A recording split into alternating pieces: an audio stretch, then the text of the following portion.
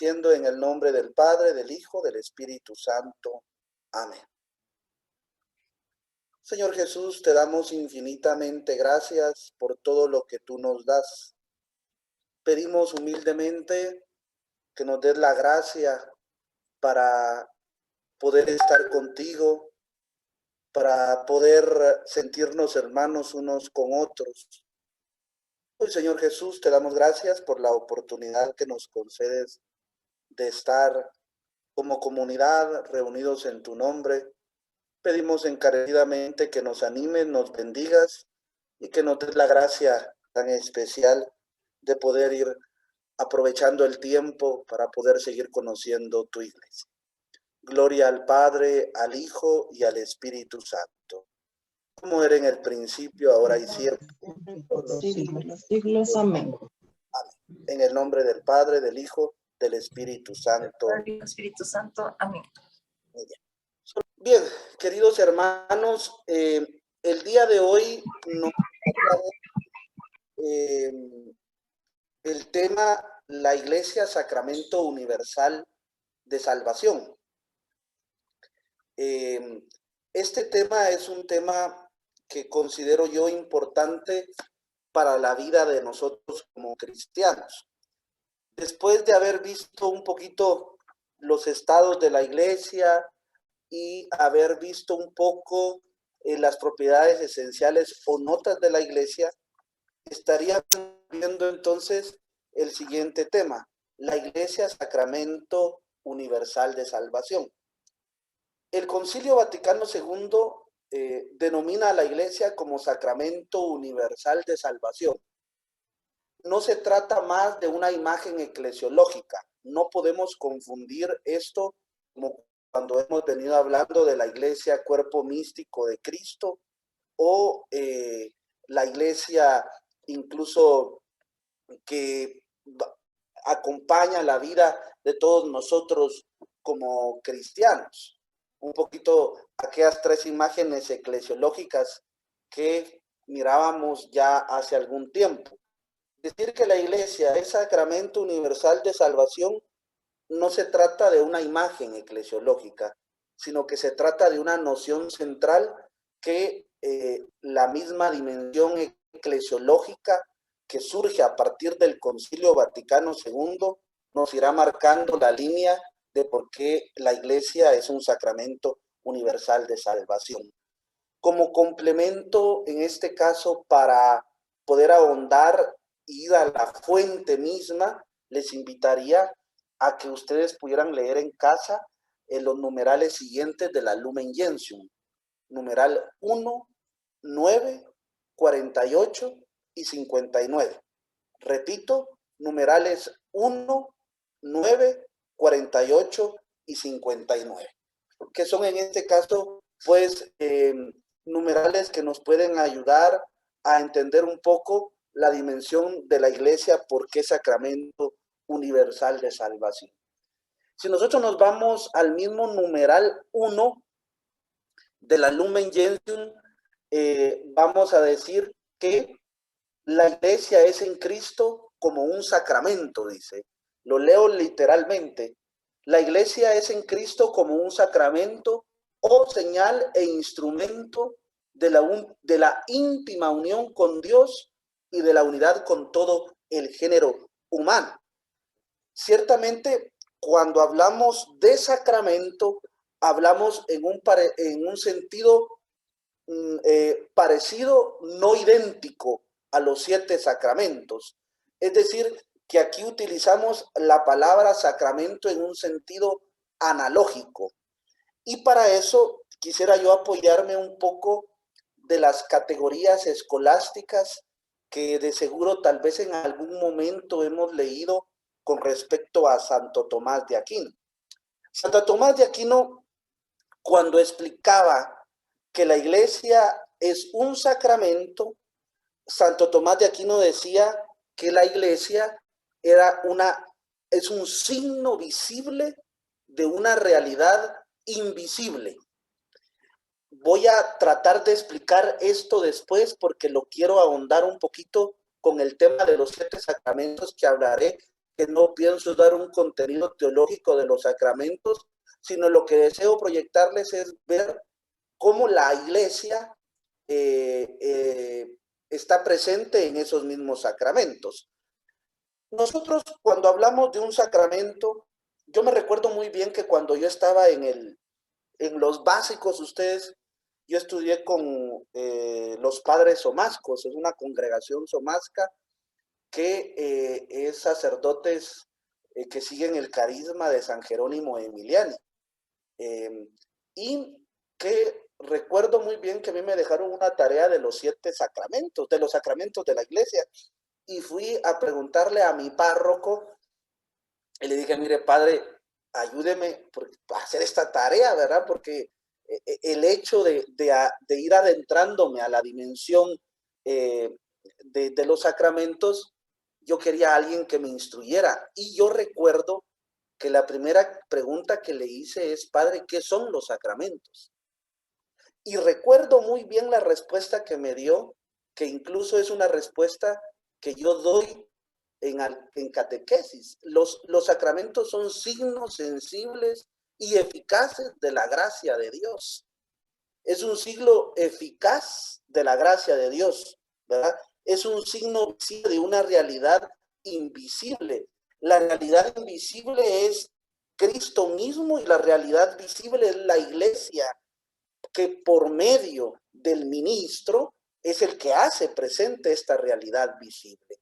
Ciertamente Cristo opera en todos los sacramentos, por eso es una realidad invisible, pero obviamente si esta realidad invisible no estuviera en los sacramentos quedarían a un lado, serían nada más como un acto público, como una dimensión que no tuviera la acción sacramental, la acción de gracia. Y fíjense que el Concilio Vaticano II, cuando habla de la iglesia como sacramento, con ello no quería afirmar el concilio que además de los 7 sacramentos hubiera un sacramento más. No, la iglesia solo tiene 7 sacramentos, sino que más bien lo que trató de decir el Concilio Vaticano II, de que así como estos sacramentos que tenemos en la iglesia son verdaderos instrumentos de Cristo para distribuir la gracia y la vida de hijos de Dios entre los hombres, de un modo parecido, por eso he dicho y he tratado un poquito de hablar de las categorías escolásticas de Santo Tomás de Aquino, y he dicho pues que en este caso la palabra sacramento lo tenemos en un sentido analógico, en un sentido parecido, pero no idéntico. Hablamos de un modo parecido, que es la iglesia entera una institución visible que sirve a Cristo de instrumento para realizar su obra de salvación universal. Es interesante ver cómo la iglesia es depositaria de esto. Y la iglesia, teniendo en este caso el mandato de Cristo de hacer presente en las diferentes realidades su gracia, pues se hace presente explícitamente en los sacramentos. Ciertamente no solo en los sacramentos, queridos hermanos, sino que la gracia se prolonga también en la misma palabra de Dios, que es un elemento central para la vida de todos nosotros como cristianos. Es decir, es importante entender y recalcar esta dimensión. Ahora bien, cuando hablamos de sacramento hacemos referencia al mismo Cristo. San Agustín decía en una de sus cartas, el sacramento de Dios no es nada ni nadie más que Cristo. Es una expresión muy bella que hacía San Agustín. Y toda la vida de Cristo, podríamos decir, en su humanidad es sacramento. ¿Es sacramento de qué? En primer lugar, es un sacramento primordial o radical del amor de Dios. Lo que hizo Cristo en esta tierra es presentar toda la dimensión de amor de parte de Dios para con toda la humanidad. La misma presencia de Cristo es desde la presencia de Dios es presencia de su amor, y la misma persona de Cristo hace referencia a este amor tan grande de parte de Dios para con toda la humanidad, expresado entonces incluso en el momento de la cruz. Hay un hecho muy elemental. Cristo viene a este mundo para salvarlo y para santificarlo. Y es lo que nosotros hemos podido ir viendo en estos domingos, en las lecturas que se nos ha presentado en la liturgia de la palabra. Recordémonos que el reino de Dios se hace presente por medio de palabras, pero también por medio de obras. Es decir, que la misma presencia de parte de Cristo es ya presencia del reino de Dios. Por ejemplo, el relato de la tempestad calmada que leímos hace ya algunos domingos hace referencia a esa fuerza de parte de Jesús que tenía una fuerza no solo en las dimensiones cósmicas, sino que también en las dimensiones de la vida. Aquel relato que escuchamos de la curación de la hija de Jairo y de aquella mujer que padecía flujo de sangre desde hacía 12 años. Jesucristo se muestra como aquel que tiene poder sobre la enfermedad y sobre la vida. Entonces Cristo mismo viene a salvar y a santificar este mundo, pero también lo hace mediante la iglesia. La iglesia es depositaria también de esto, y por eso es que la iglesia tiene bien estos 7 sacramentos que son signos sensibles y eficaces de la gracia de Dios, donde podemos experimentar su amor y su misericordia. El Concilio Vaticano II va a llamar también a la iglesia un signo e instrumento de la santificación de los hombres. Es decir, cuando yo recibo un sacramento, el objetivo central es mi salvación y mi santificación. Es por eso que debemos de tener una adecuada formación catequética que nos ayude a entender qué es lo que recibimos. Aunque miren ustedes, yo les digo que yo sufro un poco con las bodas aquí en la Escuela de Cristo, que a veces yo después digo, mejor ya no me voy a picar el hígado, porque a veces uno trata de decirles qué es lo que va a pasar acá, pero a veces ellos se van por las ramas, ¿verdad? Y no encuentran el sentido verdadero del sacramento. A veces uno dice, pues pasaron el curso matrimonial de noche, durmiendo, o posiblemente a alguien conocido, porque a veces hasta en eso se puede, que los son al mismo tiempo obra de Cristo. Cristo es el autor de esos sacramentos y la iglesia, vuelvo a decir, es depositaria y administradora de estos sacramentos. La iglesia tiene ese poder de administrar los sacramentos. Y aquí voy con la explicación que yo les quería hacer hace un momento. Estos sacramentos tienen una doble causa, una invisible. Cuando hablamos de invisible, hacemos referencia a Cristo. De modo que cuando alguien bautiza, decía San Agustín, es Cristo quien bautiza. Sacrosanctum Concilium numeral 7. ¿Verdad? Es decir, cuando alguien bautiza, es Cristo quien bautiza. Cuando alguien celebra la Eucaristía y consagra, es Cristo quien consagra. Cuando alguien absuelve los pecados, es Cristo quien los absuelve. Es decir, la presencia de Cristo en los sacramentos es necesaria e importante. Y no debemos de perder de vista esta realidad, queridos hermanos. Por eso el sacerdote, cuando está en la Eucaristía, dice el texto de la Sacrosanctum Concilium, que él está en persona Christi. Él está en la persona de Cristo. Él es el quien preside la asamblea, la celebración, porque está en persona de Cristo. Hace las veces de Cristo. Va a decir otra explicación muy importante. Y segundo, es externa o visible. ¿verdad? Como ustedes en este caso eh, eh, lo quieran decir, externa o visible, que en este caso es el sacerdote en representación de la iglesia que celebra entonces este sacramento. Es decir, cuando yo celebro como sacerdote este sacerdocio ministerial que tengo, no lo hago en mi nombre, ¿verdad? Lo hago en nombre de Cristo y lo hago en nombre de la iglesia, en medio de nuestros errores, de nuestros pecados y de nuestras debilidades. Yo lo hago, pero lo hago en nombre de Él, lo hago en nombre de la iglesia, no lo hago en nombre propio, ¿verdad? Por eso hay que entender esta realidad, ¿verdad? A veces hay personas que dicen, no, pues yo quiero que me case el padre fulano de tal, que él habla bien bonito, ¿verdad? Y que me conoce, que es mi amigo y que no sé qué. Y a veces de repente uno no puede por tanta misa que tiene, ¿verdad? Pero no es Carlos Rodríguez, es la acción que hace Cristo por medio de este sacerdocio que Él me ha dado para llevar la gracia a aquella persona que la quiere recibir. En este caso, queridos hermanos, es muy importante recalcar esto.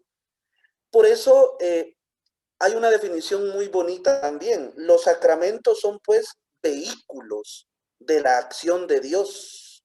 Miren esto tan bello. Y signos eficaces de la gracia que provienen de Cristo mediante el ministerio de la iglesia. Son vehículos de acción de Dios, no son prácticas de piedad, queridos hermanos. A veces alguien cree que un sacramento es un acto de piedad. El sacramento no es un acto de piedad. El sacramento es una acción concreta de parte de Cristo y de la iglesia donde nos da la gracia, la salvación que tanto necesitamos en nuestra vida cristiana. Son actos vitales, ¿verdad? Que ponen a los creyentes en relación con Cristo. Y para eso les pido leer segunda de Timoteo, capítulo 2, versículo 11, y también la carta a los romanos en el capítulo 6, versículos 4 y 5. Repito, segunda de Timoteo, capítulo 2, versículo 11, y Romanos, capítulo 6, versículos del 4 al 5. La iglesia con Cristo tiene una relación muy grande. Yo me recuerdo que mi síntesis teológica la desarrollé en un título, la relación de Cristo y la iglesia en la obra evangelizadora, ¿verdad? Yo quería ver cómo esta relación tan estrecha entre Cristo y la iglesia hace presente esta obra evangelizadora. Y la iglesia pues es depositaria y administradora de estos sacramentos y sigue por mandato de Cristo siendo la administradora total. Sin embargo, la virtud curativa de la gracia solo se encuentra en Cristo. La iglesia administra esto porque esa gracia le viene de parte de Cristo.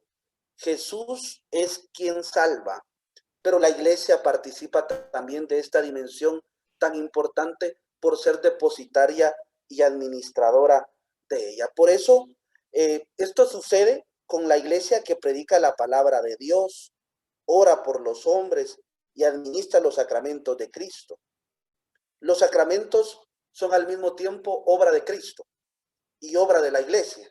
Por medio de la iglesia llega la gracia de Dios a los hombres. Por eso es sacramento universal de salvación. Les invitaría a leer la Lumen Gentium en el numeral 48 para ahondar en este tema. Los sacramentos también quieren ser un encuentro personal con Cristo y con Dios mediante los diferentes signos litúrgicos que la iglesia realiza. A mí me gusta esta definición. Los sacramentos también son un encuentro personal con Cristo. Es decir, nos encontramos con Cristo por medio de este sacramento al cual venimos nosotros a buscar. Yo siempre les digo a las personas,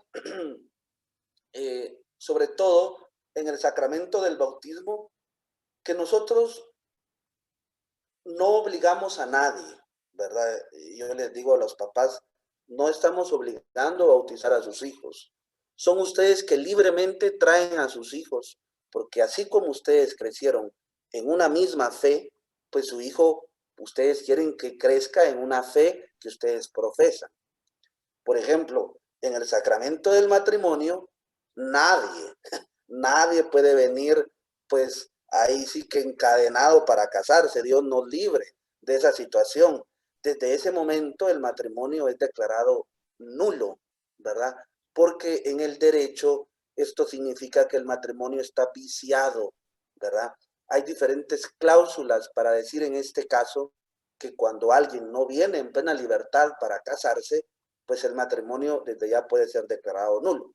Por eso tenemos que tener un especial cuidado, y aquí ustedes pueden ayudarme y pueden ayudar a toda la iglesia cuando tal vez alguien, algún conocido familiar sale, ¿verdad?, con la situación de que tenía a su novia y salió embarazada y que se quieren casar, ¿verdad? Y que mamá y papá de la novia le dicen, no, mija, te tienes que casar porque tú no puedes salir así de la casa y que es necesario que te cases y que te cases y que te cases.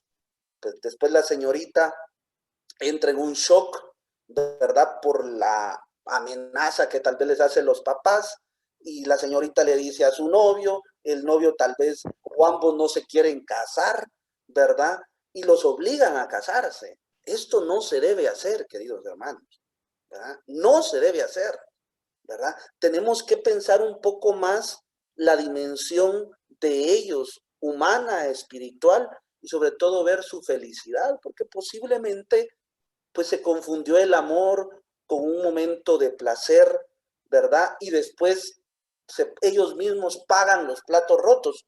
Yo me he encontrado con una cantidad de personas que me dicen, mire padre, disculpe, eh, a mí me obligaron a casarme, ¿verdad? Y así, hace mucho tiempo crecieron, a tal punto que me decían a una pareja una vez, eh, tuvimos nuestros hijos, pero teníamos los hijos y cada quien dormía como que si fuéramos hermanitos, ¿verdad? Uno en una cama y otro en otra cama. Qué difícil esa situación, queridos hermanos, pero yo creo que tenemos que tener una adecuada formación para poder llegar a esto. Después voy a ir ahondando un poquito, aunque les he dicho que no quiero hacer o dar una dimensión teológica de los sacramentos, pero sí quiero presentarles cómo la iglesia actúa por medio de ellos. Jesucristo ha establecido los sacramentos para las circunstancias principales de la vida. Bautismo, para nacer a una vida nueva. Con la confirmación acrecentamos nuestra fe y nuestra fuerza y el desarrollo de nuestra fe. Con la penitencia sanamos el pecado. Con la unción de los enfermos nos sentimos confortados y curados, alentados en nuestra esperanza. Con el orden sacerdotal, la iglesia renueva su fecundidad y con el matrimonio se multiplican los hijos para Dios. Voy a presentar cada uno de una manera sucinta porque mi objetivo no es dar una explicación teológica del sacramento, sino que sí presentar la acción de parte de la iglesia en este sacramento. Recordémonos que para el sacramento del bautismo, este sacramento nos incorpora a la iglesia de Dios y pues nos hace borrar nuestro pecado. Ya esto en algún momento lo hablamos ya en una clase.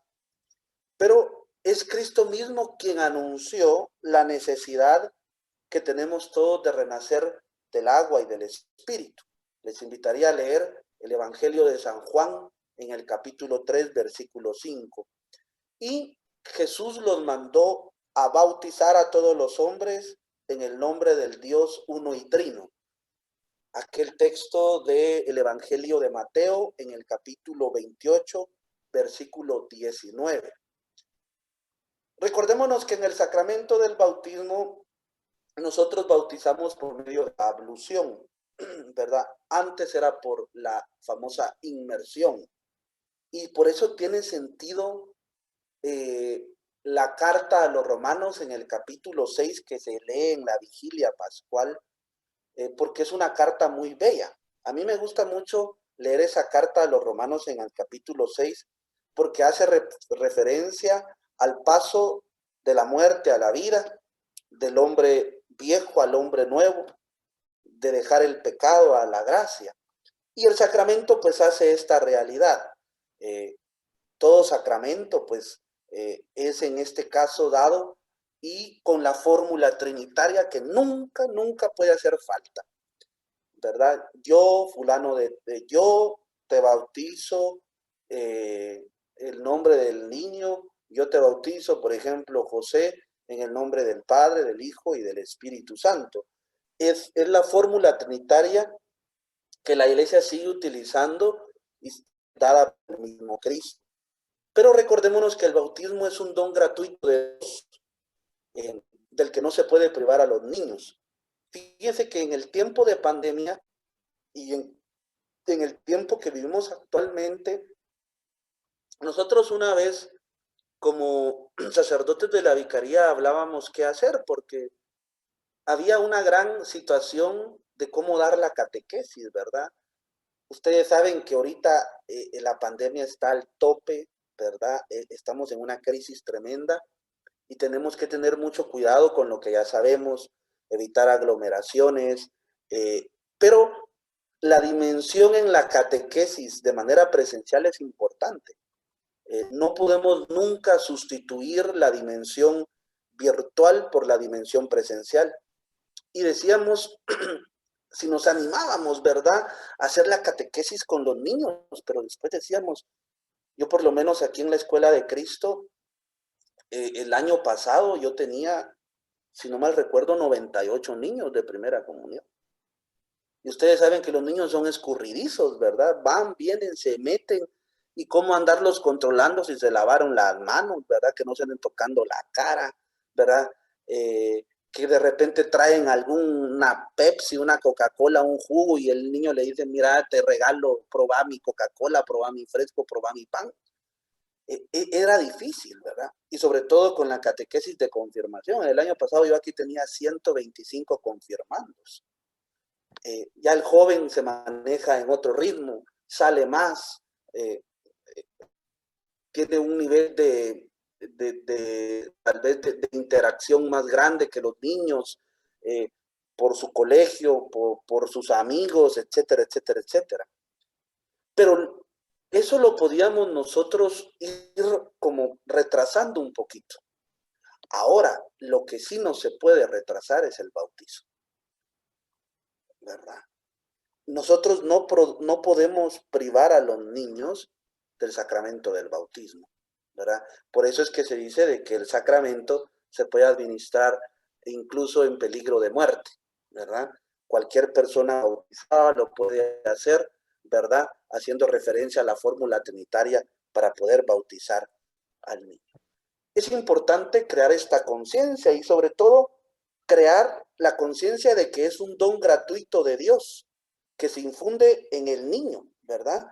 Y por eso, queridos hermanos, es el mismo sacramento, en el mismo sacramento se les infunde la fe, que después los papás como responsables y padrinos les ayudarán a ellos a ir entendiendo esta realidad. A mí me da un poco de pena porque algunos padres modernos, yo así les digo, a veces se muestran incapaces de educar a sus hijos en el tema de la fe cristiana y pues les trasladan su problema de recién nacidos, dejándolos solos para que cuando los niños crezcan, ellos puedan decidir si se bautizan o no en la iglesia. Yo no sé si ustedes han escuchado esto.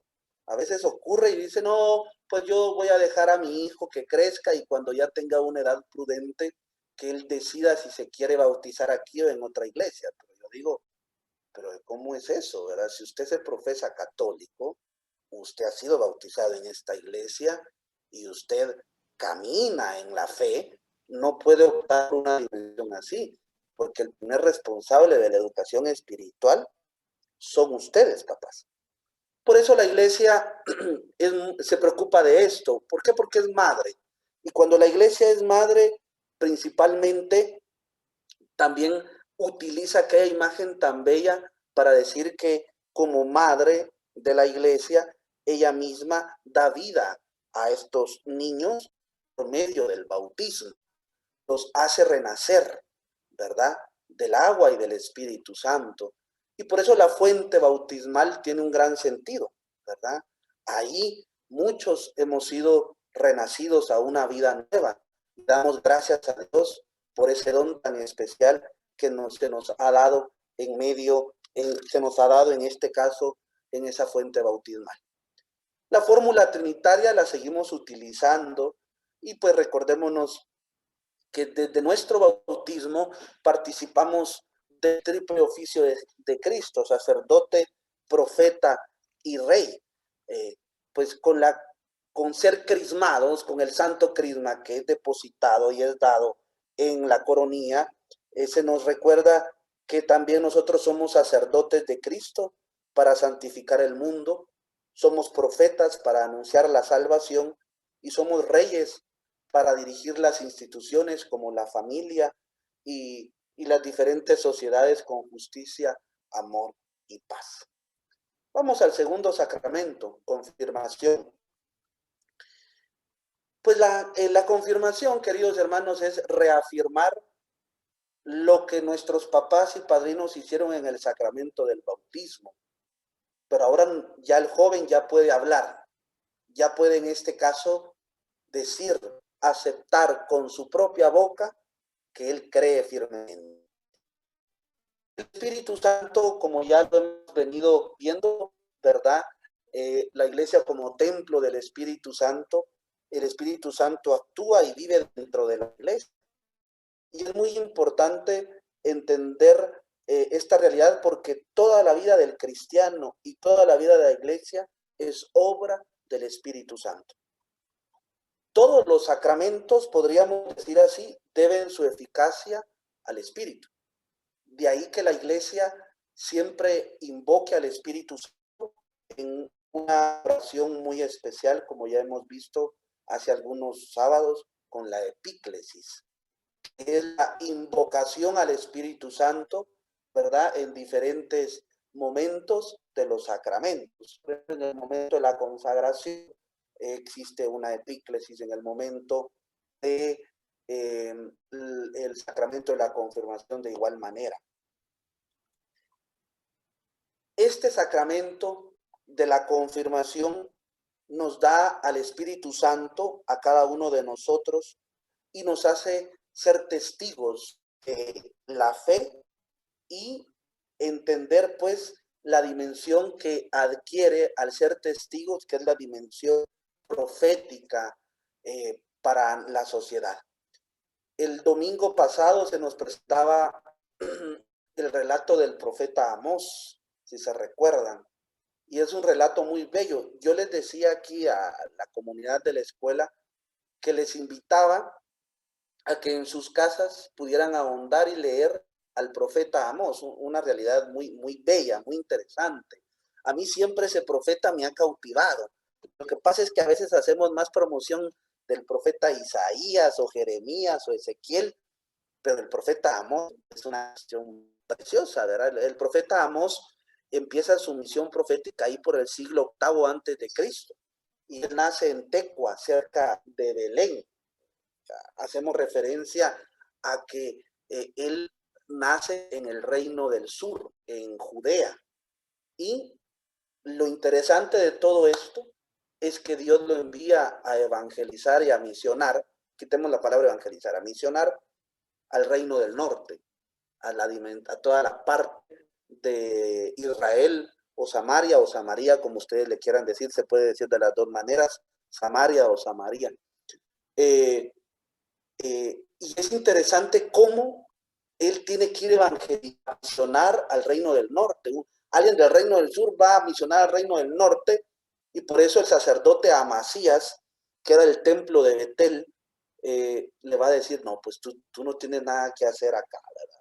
Es decir, al sacerdote Amasías mira en el profeta Amós algo incómodo, y el rey Jeroboam igual, ¿verdad? Porque en ese tiempo había una corrupción tremenda, ¿verdad? Yo por eso decía, si el profeta Amós estuviera hoy en Guatemala, no sé qué hubiera dicho ya, ¿verdad? Con esta corrupción que vivimos. Pero ahí lo envía Dios a misionar al reino del norte y por su dimensión profética es tratado mal, porque incluso lo tratan como un conspirador. Este hombre que es del reino del sur viene a misionar al reino del norte y empieza esta dimensión tan fea de verlo como un conspirador y dice, pues yo no he venido a hablar por mí mismo, Dios me ha enviado. Y esta es la dimensión del sacramento de la confirmación, el testimonio, el ser testigo, la misión profética en este caso, que debemos de tener todos en la vida cristiana. Es por eso y muy importante pues eh, entender la dimensión profética y testimonial que adquirimos desde el día de la confirmación. Pues recordémonos la fórmula, ¿verdad? Que se dice en el sacramento de la confirmación, recibe por esta señal el don del Espíritu Santo. Pero también la Iglesia ha utilizado siempre el signo tan expresivo de la imposición de manos, que la hace el obispo y todos los sacerdotes concelebrantes, para indicar pues que es en ese momento donde el Espíritu Santo toma posesión de sus elegidos y desciende sobre ellos para ayudarles en la Eucaristía.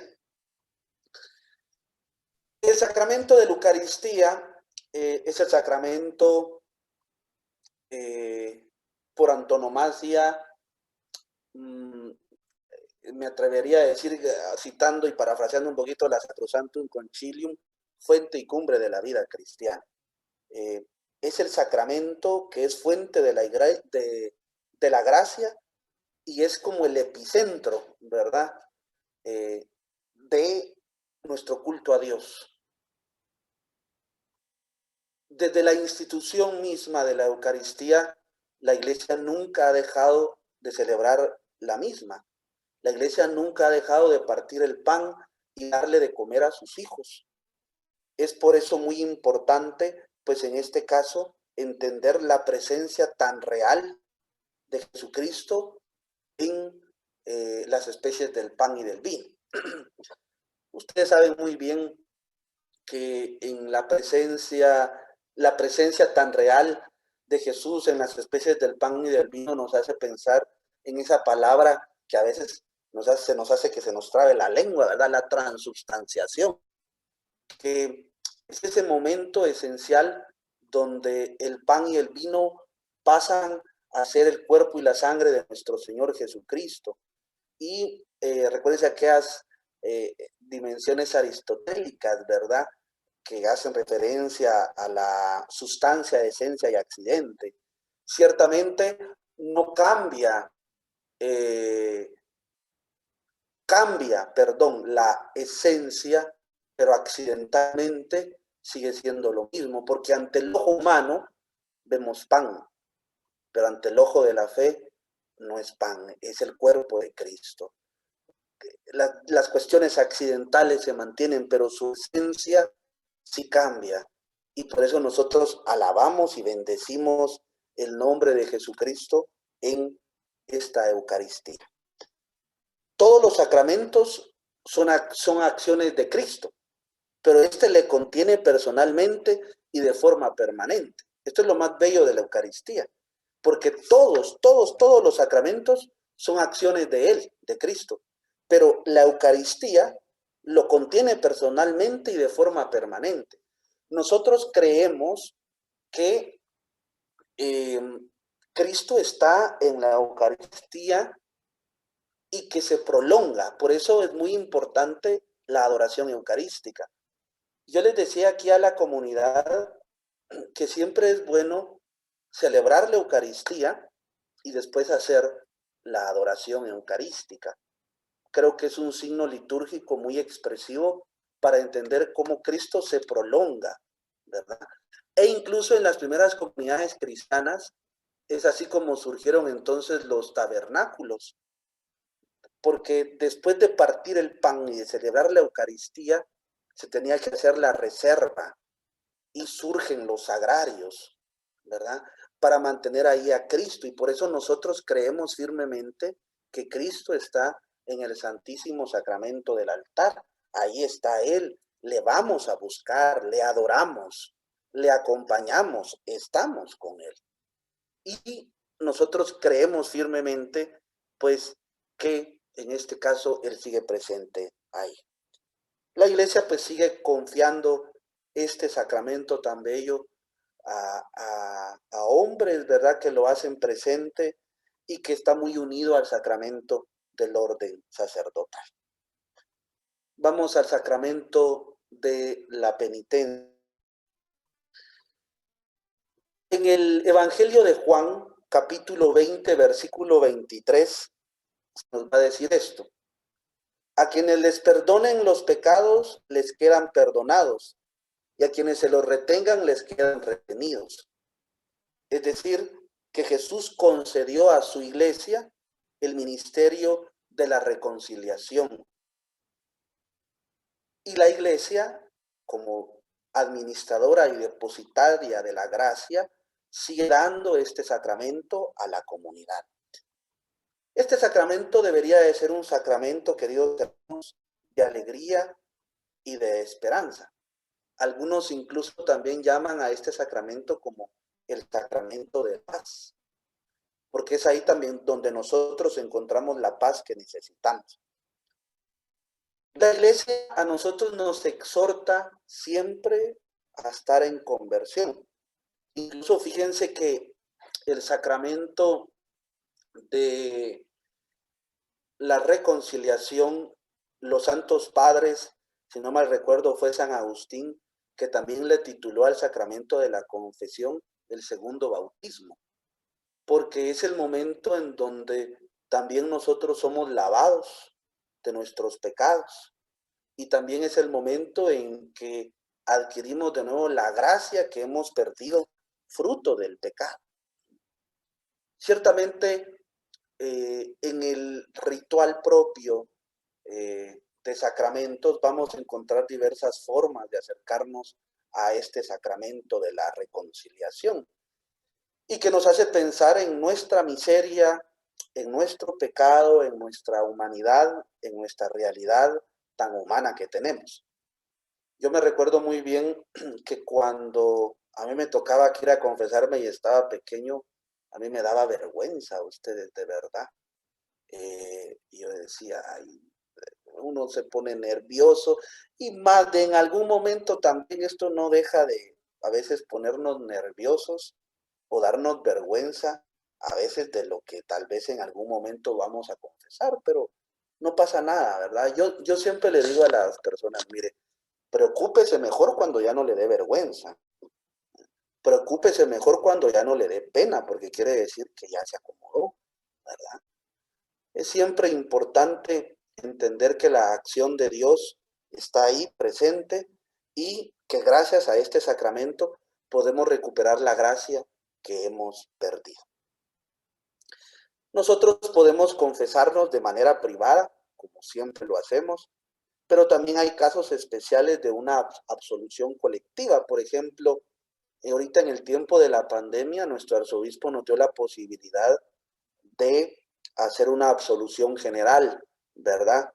Esto a veces se da también cuando la cantidad de penitentes es demasiado grande y ya se lleva una buena cantidad de horas confesando y no hay modo que se termine, se puede optar pues por una absolución general, ¿verdad? Para toda la comunidad, pues haciéndoles conciencia también que en su momento propicio, pues también ellos se acerquen a recibir la absolución de manera privada.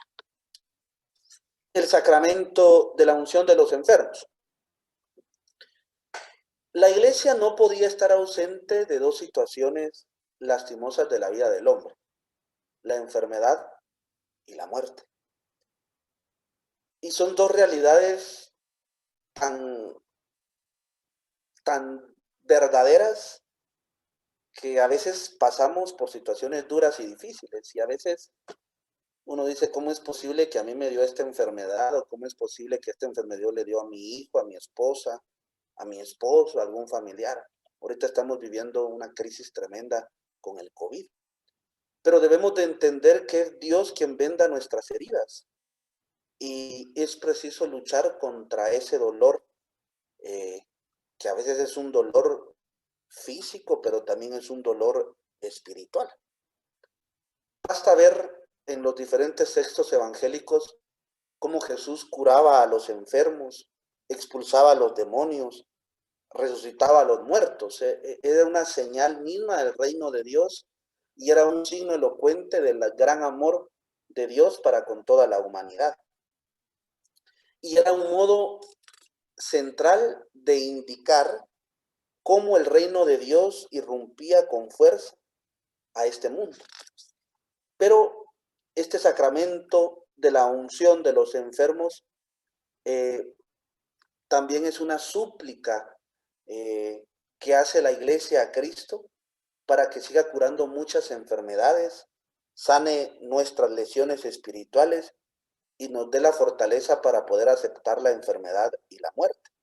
Y de este modo nosotros nos unimos más íntimamente con Cristo, que sufrió y murió por cada uno de nosotros.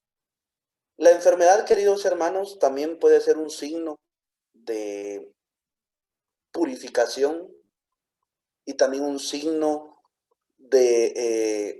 también en este caso, de purificar nuestra vida, pero también es un signo en este caso, de ofrecer nuestra enfermedad por aquellas intenciones que nosotros podamos tener en mente.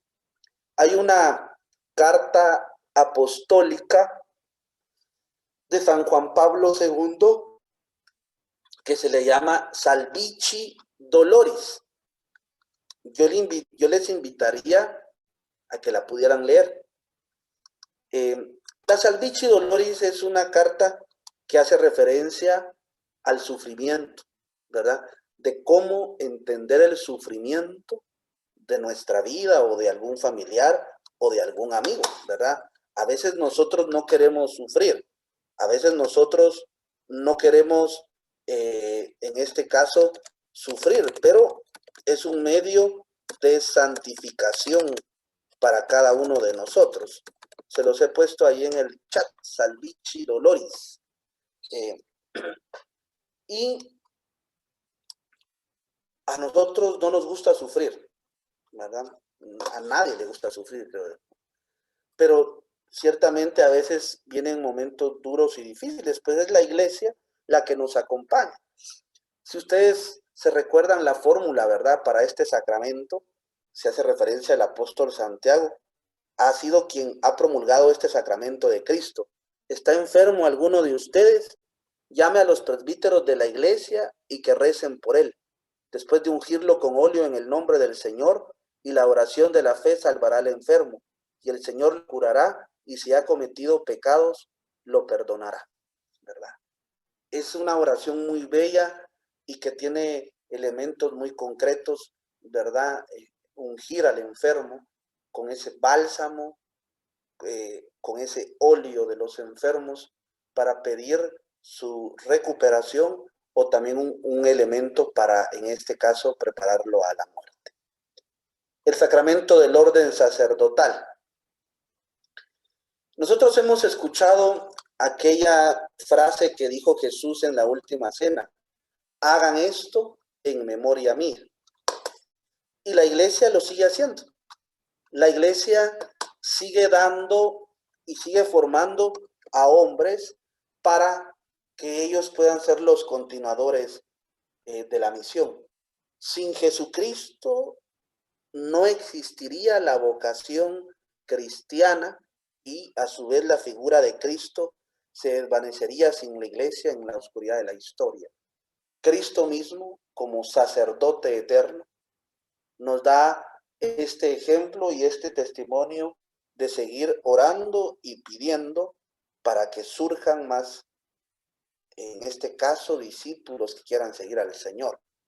Pues el sacerdote es también un hermano más, es alguien que está al servicio de la comunidad y es una vocación muy bella, así como es la vida matrimonial, pues el sacerdote también está llamado en este caso a servir. Y termino con el último sacramento, el sacramento del matrimonio. El matrimonio es un signo del amor de Dios para el hombre. No es un acontecimiento privado de dos personas, sino que es un hecho eclesial. Es decir, toda la iglesia está implicada en este sacramento. Pues el sacerdote solo es testigo de ello en nombre de la iglesia y de Cristo. Pero el designio de parte de Dios para la humanidad es en este caso elevar el matrimonio a un sacramento, porque el sacramento como institución existía antes del tiempo de Jesús. Pero Jesucristo lo que va a hacer es que lo va a elevar a dignidad de sacramento, a algo sagrado, a algo sobrenatural, a una alianza entre dos personas. Y por eso nosotros entendemos que frente al sacramento del matrimonio, pues se vive del consentimiento matrimonial. Yo siempre les digo, miren, a veces se preocupan más por las arras, ¿verdad? Por los anillos que estén bonitos y el lazo matrimonial. Fíjense ustedes que lo más interesante del rito es que en el rito del matrimonio el lazo matrimonial no aparece, ¿verdad? No está, ¿verdad? Y a veces algunos se pelean, ¿verdad? Por el lazo matrimonial.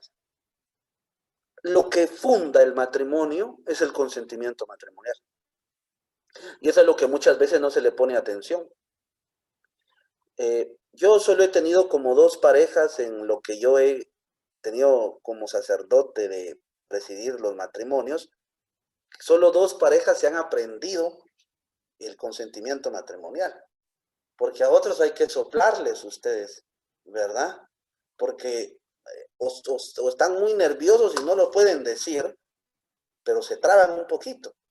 Pero yo les digo, miren, el matrimonio no lo funda ni la zarra ni los anillos, lo funda el consentimiento matrimonial. Y por eso yo siempre les digo, usted tiene que ver a su futuro esposo, a su futura esposa, a los ojos. Decía San Agustín que los ojos son la ventana del alma. Y hay que verle, y hay que decir bien las palabras, hay que pronunciarlas bien.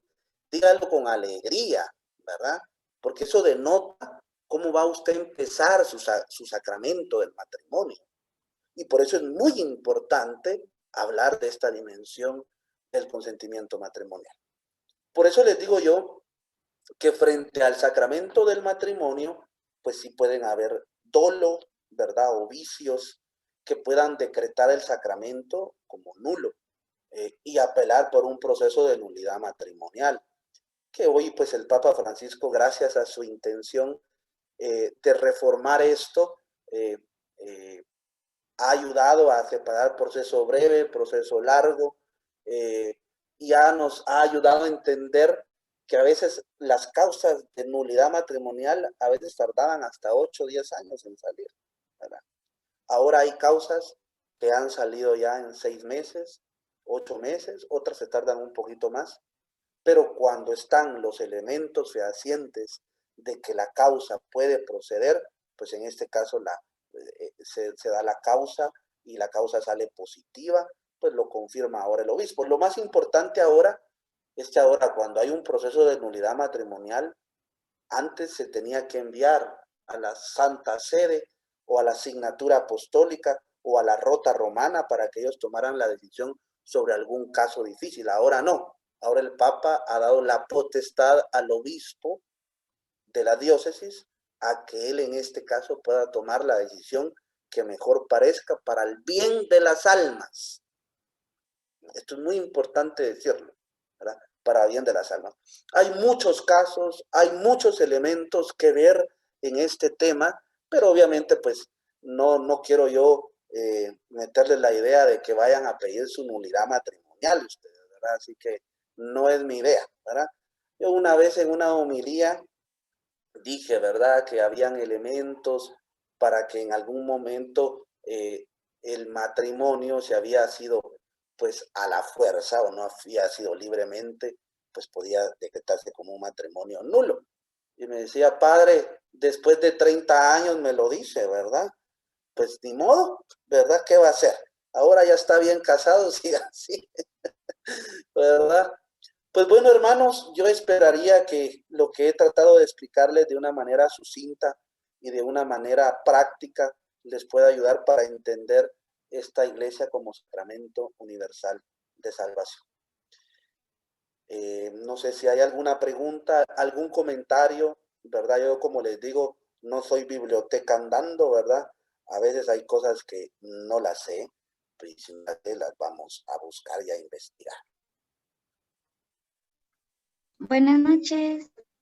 Disculpe, padre, yo sí quisiera preguntar algo.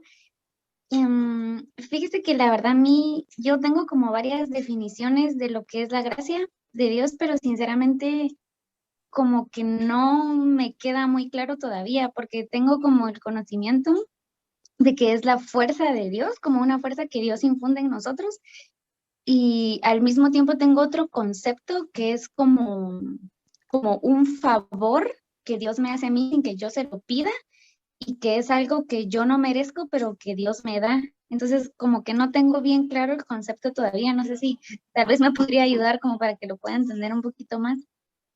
Sí, recuérdese que la gracia de Dios hay que partir que es un don de Él. Y cuando hablamos de un don, estamos hablando de un regalo, ¿verdad? Es un don que se eleva en este caso de manera a lo sobrenatural. Y por eso es que, por ser un don de Él, por ser un regalo de Él, nosotros salimos favorecidos en este caso. Porque es la manera en cómo Él nos santifica, ¿verdad? Por eso a mí me gusta mucho uno de los prefacios de la Eucaristía donde dice, la gracia que Eva nos arrebató ha sido devuelta en María. Porque o por ejemplo, esa gracia que hemos perdido, digamos, cuando pecamos, la perdemos, pero la recuperamos en el momento en que nos acercamos al sacramento de la confesión. Que no se te olvide que es un don de Él. Es un don que Él te da a ti y que tú en este caso lo debes de cuidar y lo debes de hacer de que como es un don no se pierda. Es algo que Él te da y es algo en el cual gracias a eso puedes mantener tu vida en este caso por el camino que tú consideres necesario. Dios te da un libre albedrío, es cierto, pero también nosotros debemos de responder en este caso con respecto a lo que creemos que es mejor para nosotros. Gracias, padre, muy amable. Bueno, ustedes, pues yo diría que terminemos el día de hoy por acá, ¿les parece? El sábado, ustedes, primero Dios, daríamos el tema la iglesia, comunidad sacerdotal orgánicamente estructurada. Esto es un tema que a mí me gusta mucho hablar del sacerdocio común y sacerdocio ministerial, ¿verdad? Y yo siento que es una materia pendiente el hecho de entender el sacerdocio común. Cuando digo común es un término que utiliza el Concilio Vaticano II, pero no es, es común, no es así el término, ¿verdad? Se dice sacerdocio común para diferenciar del sacerdocio ministerial, que en este caso, pues inmerecidamente tengo yo como sacerdote. Así que yo les invitaría, en este caso, a redescubrir también este valor tan importante que tenemos todos nosotros como sacerdotes.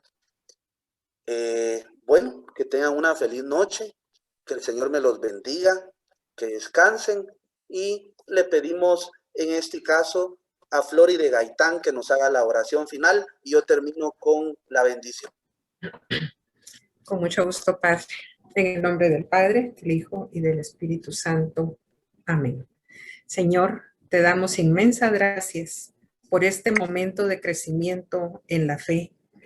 Bendice a cada una de las familias representadas en este momento aquí reunidas, y especialmente bendice al Padre Carlos, uno de nuestros pastores que se desgasta, como bien dijo Juan el Bautista, que yo disminuya para que él crezca. Entonces, haciendo efectivas esas palabras, te suplicamos, Señor, que disminuyamos para poder dar testimonio a las jóvenes generaciones, a los niños que nos siguen, a nuestros hijos, a nuestros nietos, y que nos sigas bendiciendo cada día en nuestro trabajo, en nuestra misión como papá, como mamá, como abuelos, especialmente que bendigas a todas aquellas personas que están sufriendo quebrantos de salud, especialmente en esta pandemia. Yo personalmente, Señor, te quiero dar gracias por la vida, por la salud de mi esposo que acaba de superar un infarto y que gracias a Dios ya está en casa. Por todo esto, Señor, te bendecimos, te alabamos, te damos gracias y te pedimos que nos bendigas en esta noche, que tengamos un feliz descanso. En el nombre del Padre, del Hijo y del Espíritu Santo. Amén.